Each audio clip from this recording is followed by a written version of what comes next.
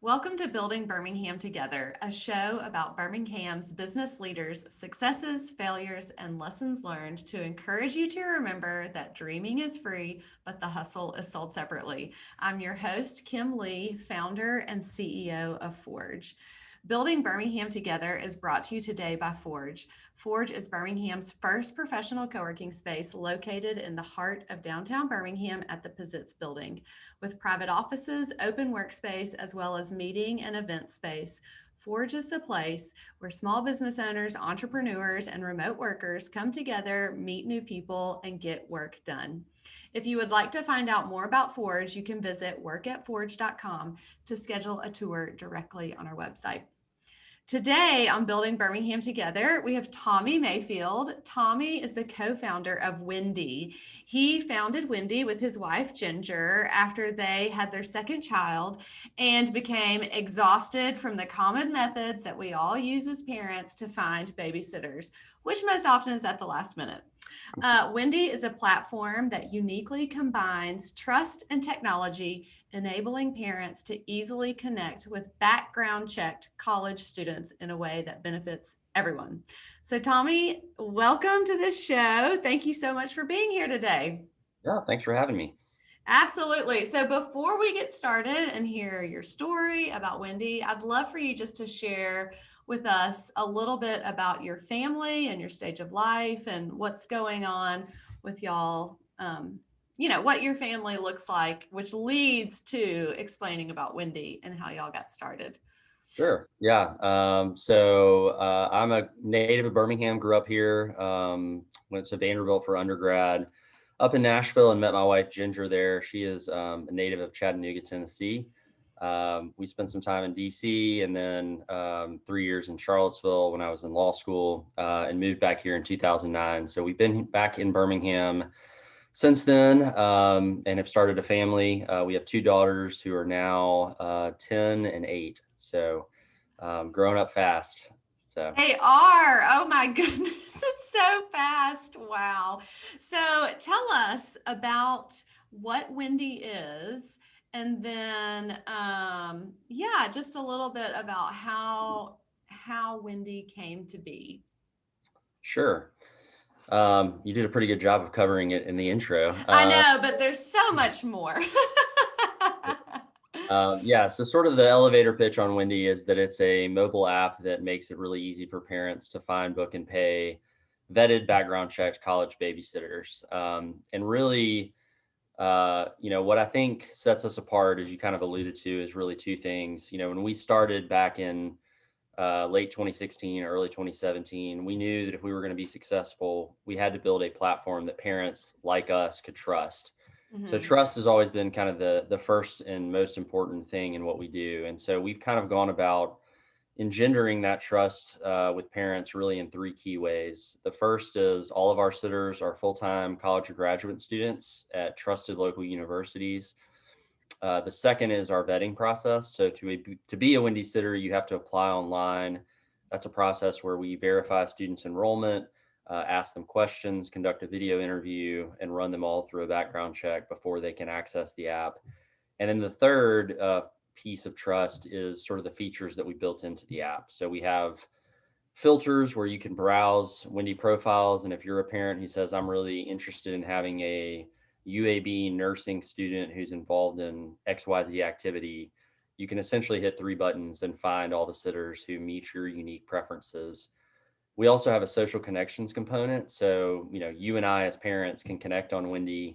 And then anytime I see a sitter's profile, it'll tell me, hey, this sitter has babysat for Kim 5 times, and Kim has given that sitter 5-star ratings every time. So we've kind of taken the word of mouth recommendation and just sort of overlaid technology onto it. So I always say trust is kind of what brings parents to Wyndy. What keeps them coming back repeatedly is the reliability and the convenience that we provide. So, across our 20 plus markets, on average, we're connecting parents to a sitter ready to work their job in something like 90 seconds. Yeah, that's amazing. Yeah, so it's really, before Wyndy, if Ginger and I wanted to go out on a Friday night, we had to start looking for the sitter on Monday. we've really kind of transformed that so that, a significant portion of our jobs, for like a weekend, even for today, right? It's Friday at noon. A lot of jobs will get booked between now and say 5 p.m. for tonight. So we've Yeah. kind of Oh, for sure. changed the way that parents are able to think about going out and getting a babysitter. Um, and so I think providing that, we like to kind of call that the magical Wendy experience. And I think when we can deliver that consistently to parents,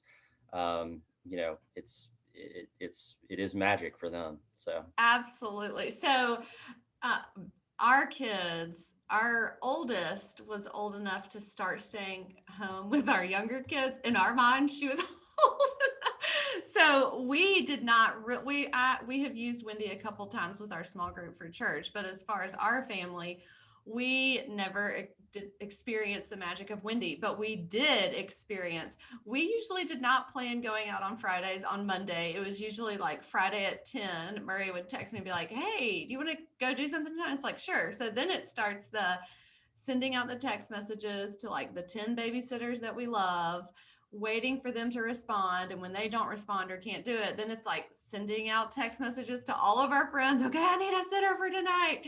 So the magic of having a babysitter in 90 seconds, when that was like a from 10 to 5 issue, like we don't know if we're going to be able to go out tonight until, till the last minute, is really amazing. yeah, well, And I don't want to skip over this fact that I think is so incredible for what you've done in Birmingham. And I know y'all are in a lot of different markets. But another side of how great it is for parents is the employment for college students, and how much money that y'all have not given, but college students have made. So can you tell us that? yeah, I think that's another thing that early on we knew if we're going to make this thing work, we can't just think about making this a good experience for parents. We also have to think about our Wendy sitters and how this is going to be beneficial to them. And if you think about, your typical college student, if they need to earn or they want to earn some extra money, their options are pretty limited. I mean, they can go get a part-time job at Starbucks or a clothing store, but with that, they're really locked into a schedule. There's not a lot of flexibility, and they've got to do it consistently. So a lot of people turn to babysitting as college students, but again, as a babysitter, there's only so much you can do to kind of get your name out there. And in Mm-hmm. the world before Wendy, even if you had 5 families who you knew, you were just kind of sitting around waiting, hoping those families would text you and say, "Hey, can you babysit tonight?" So we really wanted to provide a way for college students to earn a flexible but legitimate part-time income, build relationships with the families sort of in the city where they live during college, and honestly to kind of build a living resume. And one of the things Mm-hmm. that's been really cool is, um, before Wendy, you would never put babysitter on sort of your resume or your LinkedIn Yeah. profile. But what's really cool is, today, I mean, I get LinkedIn requests all the time, and I see when I looked at people's LinkedIn profiles, these college students, they list being a Wendy on their profile, and there's data behind that, right? Like they can say, I've done 200 jobs on Wendy, and I have a 5-star rating, which essentially tells people, hey, I know how to manage my time and I know how to work with people, which are, two of the most important skills in any profession. So, anyway, that was a long winded way to answer your first question, which Yeah. was in terms of how much money we've been able to put into the pockets of college students.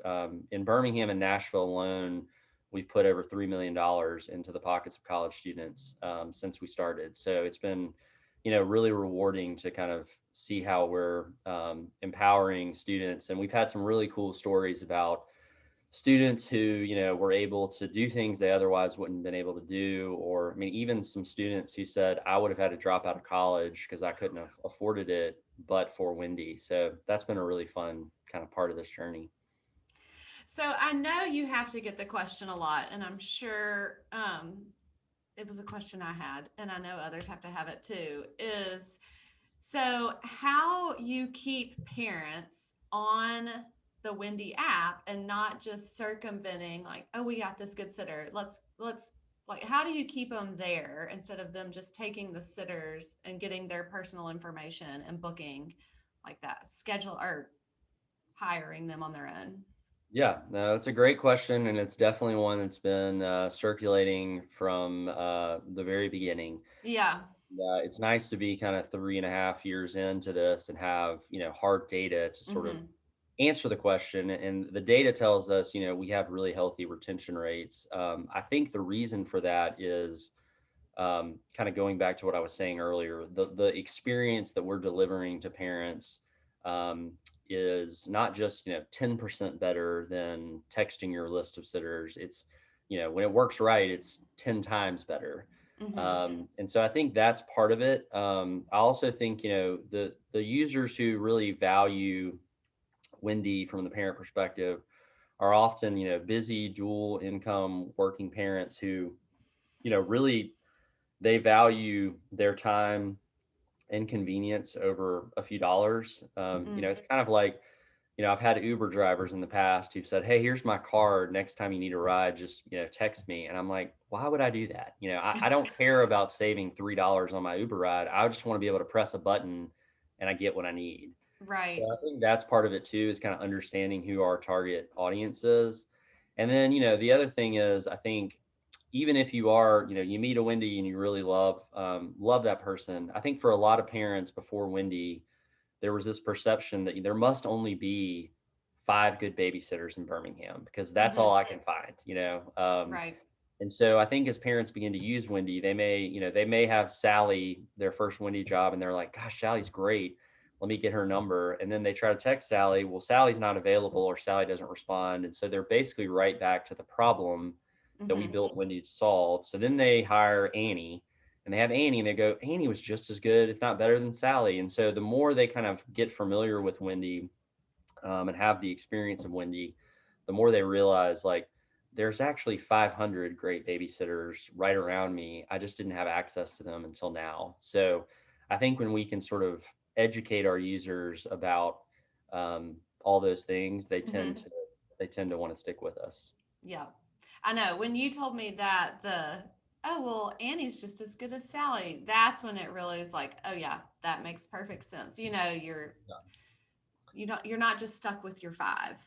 Yeah. And Um, I will say, we do have a way within the app. If you, let's say you have Annie and you have Sally and you have 2 other Wendys and you're like, "I love all these Wendys." We make it very easy within the app. You can essentially star those Wendys and create a job, and the app will automatically handle offering that job in the order that you want to those oh, specific sitters. So yeah. it's not like on Wyndy, you're only stuck posting jobs and sort of seeing who comes. There is a mechanism by which if you have a list of 15 sitters that you really love, you can offer jobs to them through the platform, and it automates that process. So you're not doing the text one person, text the second person, text the third person. So Yeah. it's kind of the best of both worlds. Okay, so I have a question for you that I didn't prep you about, but I would love to know if there were any assumptions that you had 4 years ago when you were in concept and then you launched that well, let's say that we're wrong, like that you've been proven like, okay, that assumption was totally wrong. And then also any assumptions that you had at the beginning that that's like we were right on with that one. That's a good question. I think as far as assumptions that were right, I'll start with that one. I think I've told you this, but um, when I first came up with sort of the germ of the idea for Wyndy back in, I guess it was mid 2016. Mm-hmm. The first thing I did was Google it, right? Because I figured I was going to Google this and somebody was going to have already done this Right. exactly how I thought it should be done, and that was going to be the end of that. And while there were some kind of legacy players in the space, care.com being the biggest, Mm-hmm. those were all kind of, for better or worse, like Craigslist for babysitting. It was just like anyone can sign up to be a caregiver. So the burden's totally on a parent to figure out who are these people? Can I trust my kids with them? And there really wasn't that sort of on demand element. It was kind of like, Mm-hmm. here's a bunch of people, good luck trying to find someone and schedule them and all that. So, there seemed to be a space for something like this, but a big part of our story, which I tell, entrepreneurs that I'm talking to who are earlier on, is I'm a big believer in the MVP concept, like build a minimum viable product and test it and determine if there's a market before you waste a lot of time and a lot of money building a shiny Right. platform. But for us, what was interesting is in that summer of 2016, there was a Facebook group that was sort of aiming to connect parents and college students for babysitting jobs. And it kind of exploded during that summer. And it was nothing but a private Facebook group. So there were all kinds of problems and drawbacks, and there was no one vetting to see if these people really were in college. There was obviously no kind of booking and payment functionality, but people were using it because it was better than the what was there before technology. Right. So for us, I think that really gave us some confidence in the assumption that, hey, parents and college students are ready to use technology to address this problem in a way that they haven't really before. Mm-hmm. And I think that has proven to be true. Um, and I think, the more time that goes on, especially as now, people who are 10 years younger than you and I are now parents, they've grown up with Uber and Airbnb and Grubhub and all the others. So, they're even more used to kind of the on-demand economy, which I think Mm-hmm. is helpful for us because now those folks are parents and they want to be able to press a button and solve this problem the same way they've solved other problems through other platforms. So I'd say that was one we were right about. I think probably an assumption that I was wrong about, which is probably just maybe part of the naivete that you kind of need to like jump off the cliff and do To something like actually do it. is, I was sort of under the impression that if we just built this platform that did what I wanted it to do, that it would sort of like we'd put it in the world and it would just explode immediately, Yeah. uh, which is very rarely the case, unless you happen to be, Instagram or something like that. So I think that was an assumption that I probably had and was definitely wrong about. Well, so tell us how did y'all I will say I know that a lot of the listeners are thinking about starting or have started something new, young companies. How did y'all with an app that I know have been in Birmingham your whole life, so you have a great network here, but how did you get the word out and start bringing in users? Because you've got two sets of users to bring in. Yeah. In the early days, we initially outsourced the technology to a firm here in Birmingham, Airship, which they did a great job for us, and really still have a relationship with those guys and like them a lot. Mm-hmm. So they were kind of building, working with me to build the technology starting in late 2016. In January of 2017, we launched essentially a landing page, and it allowed parents to pre-register for the app and allowed Uh-huh. sitters to go through our online application process. So beginning in January, the app was still being built, but we were starting to build kind of the funnel of users on both sides. Um, and I think that was really key because when we did finally get the app ready and launched in late March of 2017, we already had a pretty healthy group of parent signups and sitters who had been fully onboarded. So really from, as soon as we sort of flipped the switch, people started using it. And I think Yeah, that's I the mean, I remember seeing all the posts. I mean, that's one of the great things about starting here in Birmingham is you did have like totally random people for me, in my mind, yeah, they're all posting the same thing. And so I remember all of that. So, yeah. I mean, and a lot of it was very like, very boots on the ground, very tapping into our personal network and utilizing the things that are free, like Facebook groups and, mm-hmm, just other sort of organic channels. But I think that really like one of the things that I would advise people, particularly if you're trying to start a marketplace, mm-hmm, a lot of people I think that get hung up on making the technology right and work and forget that you can have the Uber app, but if you don't have drivers and you don't have riders, you don't have anything. And Right. so I think what I've seen people do is make the mistake of like, we just need to build the technology and then we'll think about getting users. And, you know, what happens a lot of times is you put out the app and you've got great technology, but you don't have anyone interacting with it, or you have one side and you don't have the other, and it just doesn't work. And I think that was something that if you can't, I mean, we've definitely improved in sort of the experience that we're delivering to users since we started, but I think we did a pretty good job of from the get-go. Parents started posting so that the sitters were going, man, there's jobs on the job board. Like, this is a cool thing, good way for me to get babysitting jobs. And on the flip side, the parents were posting jobs and sitters were saying, hey, I'd love to do your job tomorrow or the next day. And so both sides were kind of getting the benefit of what we had built and the vision that we had for it. So that's definitely one piece of advice I would give, particularly if you're trying to tackle a marketplace. Yeah. Okay, well, shifting gears a little bit. So I know that you did not start out in the tech world.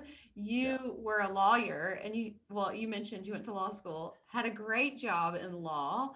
At least, everybody would have said it was a great job, and probably everybody else at the firm thought it was a great job. So tell us what that was like, shifting, like having a secure job, a wife, young kids, and shifting into a new career path and starting a company. Yeah, it was a little bit of I mean, there was a little bit of a transition period there. I actually left the firm. I was at Maynard Cooper and left, I think at the end of February of 2016. And when I left, I actually went to go take a job at sort of another technology company, had nothing to do with Wyndy, but it was more of a business opportunity because I'd kind of got to the point in my legal career where it was time to either fish or cut bait. And frankly, I just didn't feel like that was where I was called long term, even though I loved the people that I worked with and thought highly of the firm. It just felt like it was not where I was heading. Mhm. So I did that, and then about, I guess, 2 months into that new role is when I kind of had the idea for Wyndy. And then there was probably another 3 months or so of kind of, again, having some conversations with people, doing some research, watching things like this Facebook group, and kind of getting to a point of having the conviction like there's really an opportunity here, and we ought to pursue it. So it was in November of 2016 is when I kind of signed on the dotted line with Airship and said let's go do this. So yeah, it was there was definitely some stress, but I think, again, this may be the benefit of my naivete at the time. It wasn't. I mean, it was stressful to know that, like, how many things I didn't know, right? Because I was an English major turned lawyer. Like, I knew nothing about technology, um, nothing about creating or building an organization. I mean, the list of things I didn't know was very long and still is. Um, but I think I was confident in, like, the need that we were addressing and the way that we were thinking about going about addressing it. And so, that gave me the conviction to kind of give it a shot. So tell us how you built a team. So you hadn't been you'd been at a law firm, but you hadn't been in a business role and hadn't had that leadership above you. So how did you go about building your team and now equipping and training your team? Yeah, I mean, that's been definitely a steep learning curve. When we first started, it was really just me, our outsourced developers, and we had one other employee who was a young woman who had recently graduated from Stanford and was kind of helping on the social media, sitter recruitment, email, things like that. And then I guess in the fall of 2017, we hired our CTO, who's still our CTO, um, as well as our first, like, customer success person. So that team was we were still pretty small until, I guess, it was in mid 2018. We raised some outside capital and were able to start growing the team. I think that I've made plenty of mistakes when it comes to how to hire and sort of how to cultivate a team. I think a big part of being a leader is recognizing what you're good at and what you're not good at, Hmm. and finding people who are better at than you at the things that you're not good at, and rather than being kind of intimidated by that, being excited about it. So today, we've got some folks who, particularly sort of within the organization building and sort of infrastructure piece. I have some people that work with me who I feel like that's really where their strength lies, and it in ways that are not my strengths. And so it's been really, I think a big part of it is building a team that sort of fills in the gaps, and kind of having the humility to let people do the things that they can do much better than you, while still, recognizing what you can do well and contributing those things.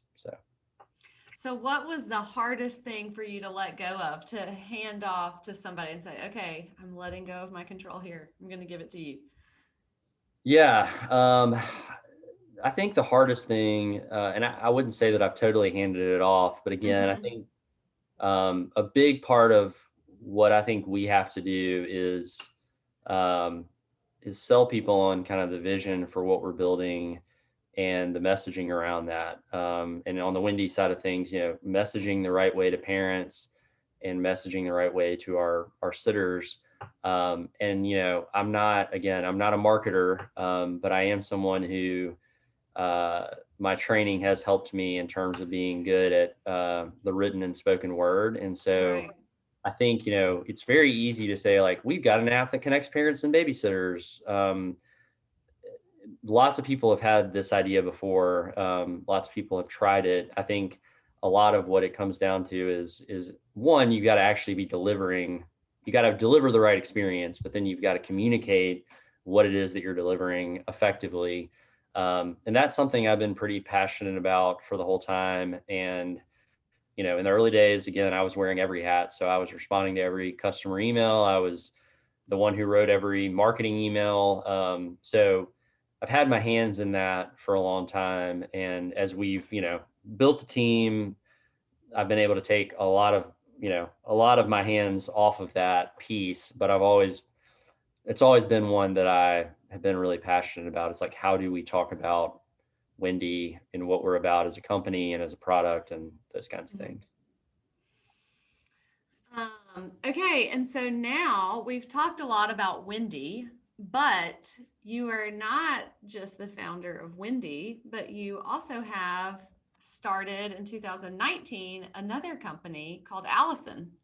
Can you tell us a little bit about how how Wyndy evolved and led to where Allison is today?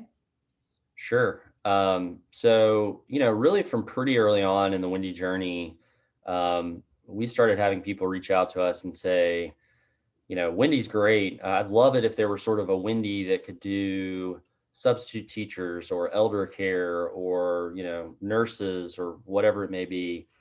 And, for a long time, my posture that on that was, I agree with you. I think this technology has applications well beyond just the childcare space, but I was worried about getting distracted, and I wanted to make sure we did, one thing and did it really well before thinking about how do we do this in other verticals.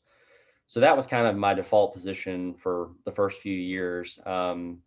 In, I guess, late 2018, early 2019, I was approached by one of our investors who had recently started a venture in the dental space, and he said, hey, I'm starting to understand how dental practices and the dental industry works, and it seems like there's a challenge around temporary dental staffing that your technology could potentially address really effectively.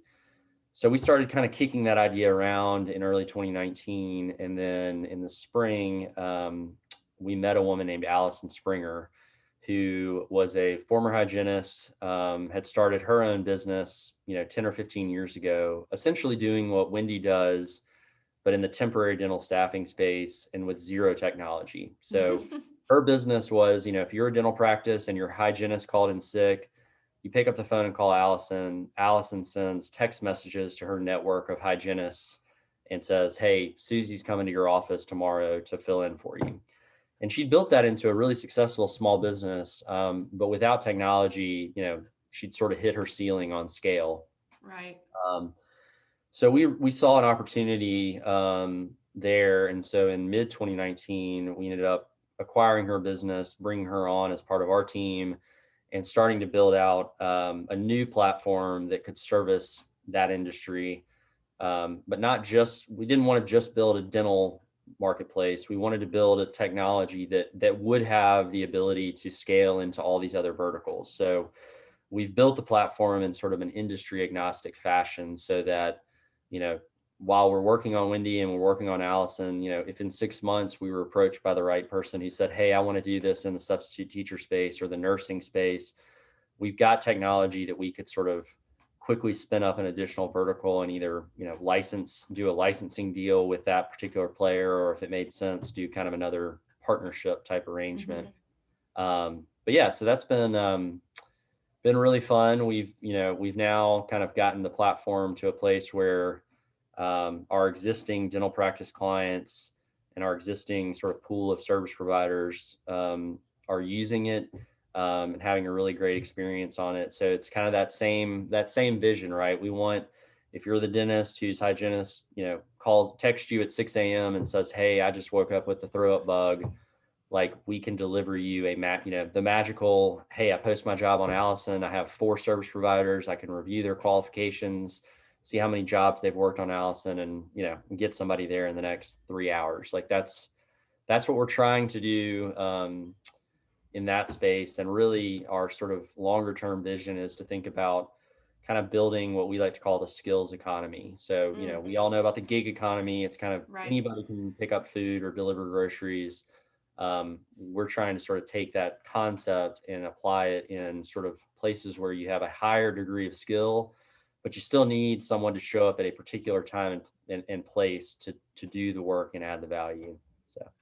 And I would think now that on demand is post COVID is going to be even greater, because there's going to be people who just, don't want a full-time commitment somewhere, but still want to be able to work when they want to work, but want to travel or go see family. Like, I just feel like people's mindset around work has really shifted. And so this is the perfect type of vertical to support that. And the businesses are trying to Yeah. find, reliable workers.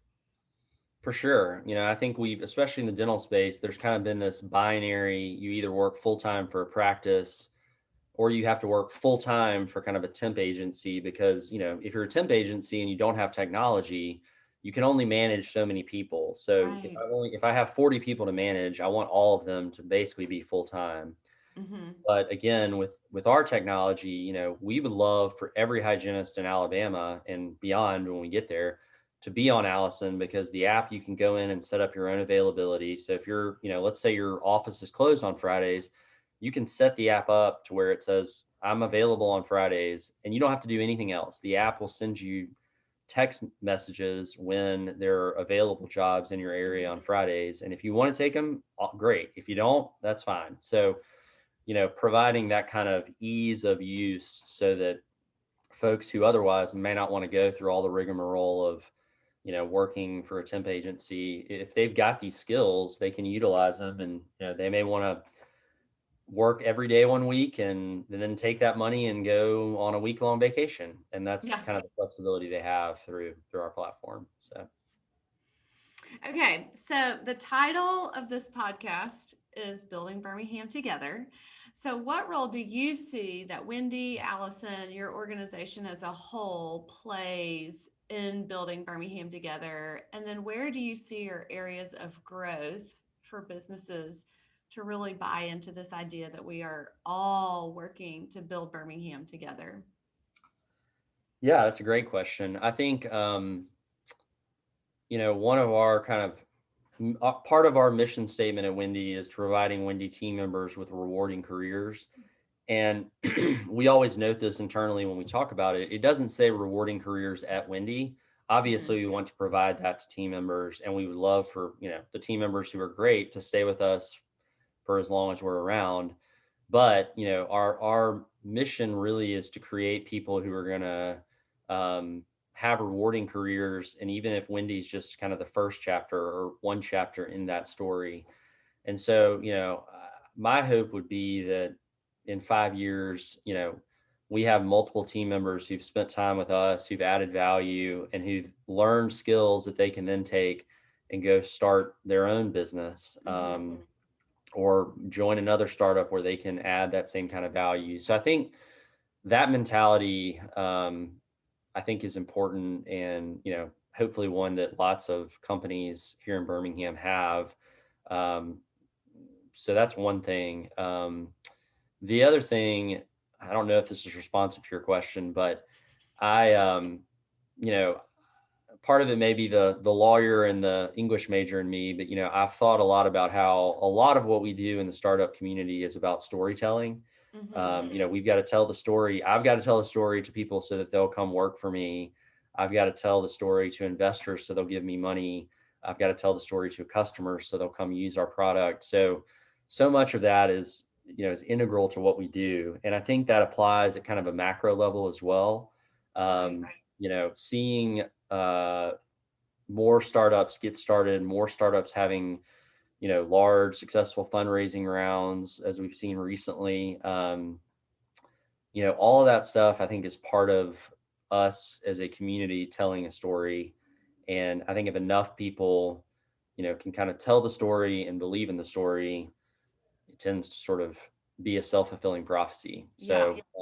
So yeah, there's a lot that I'm really excited about. And even, being sort of in this startup space for the last 4 years, there's a lot that has changed since then. So it'll be really fun to see kind of, how we can all continue to build Birmingham together over the next 5 years.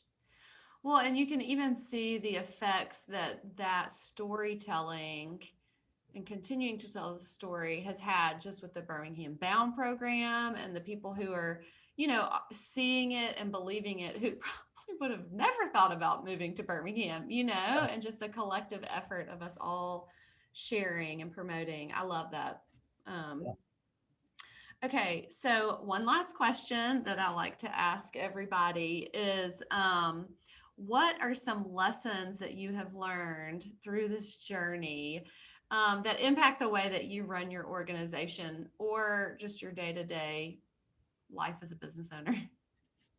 Yeah, there are lots. I think the one that kind of jumps out to me, that I tell people, particularly like folks who are sort of earlier in the entrepreneurial journey.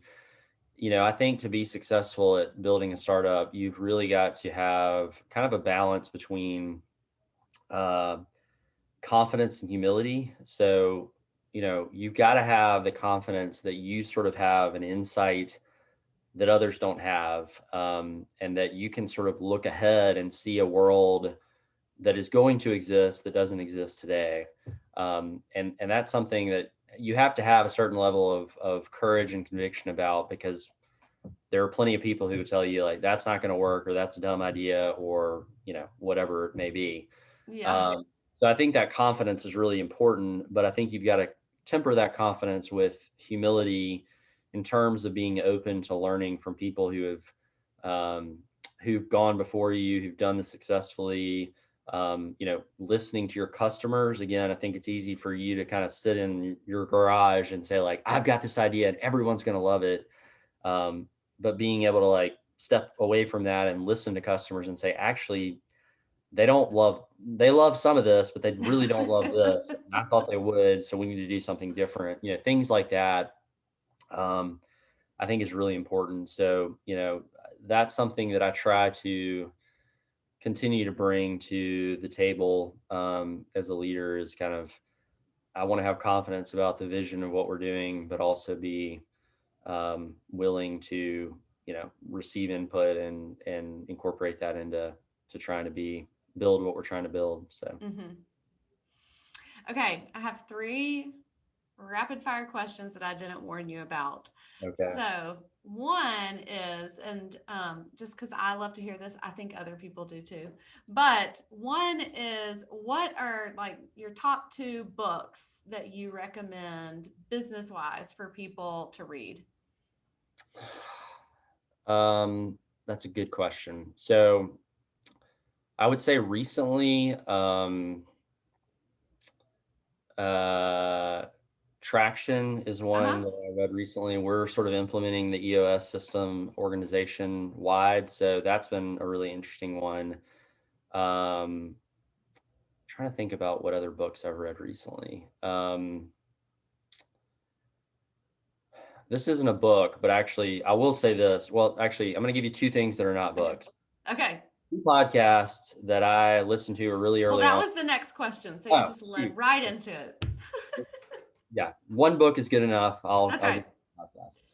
So the two podcasts that I listened to really early on that were super helpful and really interesting. One was the startup podcast. Yep. I knew you were going to say that because it came out like the same Came out in time that we were both I starting. mean, Yeah. it was literally real time him trying to create this company, which was awesome for me to listen to because I was in the Yep. same boat. So I still recommend that to a lot of people that first season. And then there's also a podcast. I assume it's still up. It was called, I think it was called like maybe How to Start a Startup, but it was a series of classes that the Y Combinator guys organized and taught at the Stanford, I Oh, think it was cool. yes department.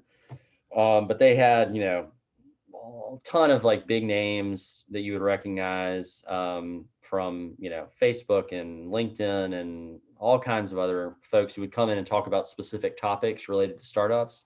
Oh, cool. Um, and that was really useful to sort of hear from some of the preeminent names and kind of startups talk about some very practical topics related to starting a startup. So I definitely recommend that as well. Okay. Okay, and this third question is specifically for you. So what is your like number one use for Wendy? Like, do y'all, is it mostly like last minute dinner or planned ahead? Like, what's Yeah. your best use case? We I mean, we've used it for probably every use case, um, which has been great. But I think recently, particularly during the pandemic, um, we did virtual school for 9 weeks in the fall, and so we were having the girls go up to Ginger's office, was kind of the Mayfield schoolhouse, so they would go up there in the morning and do their virtual work. And Ginger was doing the bulk of it. I briefly attempted to be responsible for one day, and then Ginger basically fired me.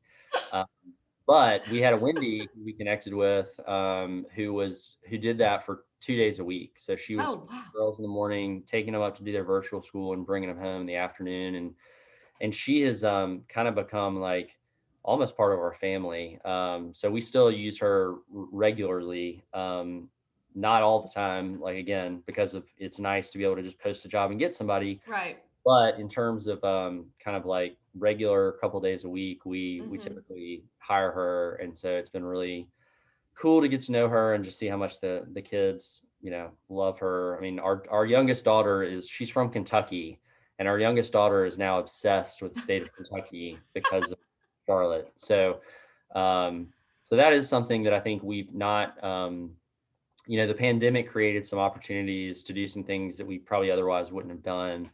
Um, but it's been really fun to kind of get to know her on a deeper level, and sort of feel like we're a resource for her, when she's away from her home, and obviously she does a ton for us too. So That's awesome. Well, Tommy, thank you so much for um, for being on Building Birmingham Together today. I really appreciate it. I love to get to tell your story. I feel like I've watched it for a long time, so it's fun to be able to share it.